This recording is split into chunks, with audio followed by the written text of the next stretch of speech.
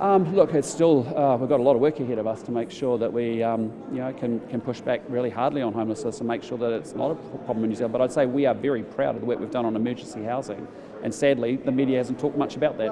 Oh, I disagree. I think you've seen a government and our government on housing make sure that rents are stable over the course of our government. You've seen a diminution of the social housing wait list by about 4,000 or 5,000 people, and you've seen us actually move people out of emergency housing into proper homes. That's a good stuff.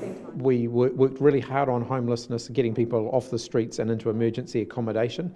That wasn't a sustainable answer, but our goal was then to build houses, build more state houses and so on, and get them out of emergency accommodation. The government's drive to get people out of emergency accommodation without tracking where they're going undoubtedly has meant that at least some of those people are now back living on the streets again. Yeah, I've met with homeless shelters in the past. I haven't in recent weeks or recent months, but the reality is, I'm just saying to you, I'm proud of the work that we're doing. We're doing a great job. I mean, we talked about emergency housing. I remember being a big issue in the media. And I haven't heard anybody actually really pick up and say, hey, listen, great job.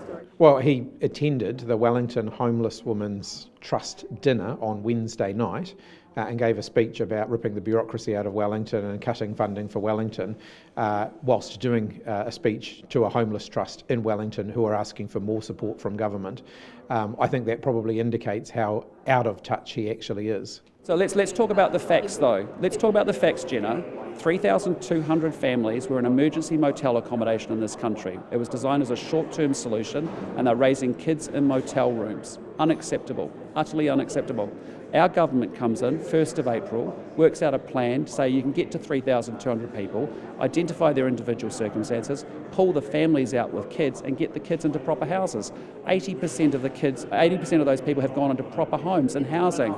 And social housing, yeah, but I can just say to you, the last government didn't know where 50% of people did when they left. And I'm just saying, no, I'm just giving you context. So calm down. No, I'm not attacking the previous government. I'm giving you context for an issue that we talked about in this country for a decade, and media conveniently haven't talked about it. That's been a really good outcome. Why don't we celebrate that we've actually got kids out of motel rooms? 2,000 kids are not being raised in motel rooms.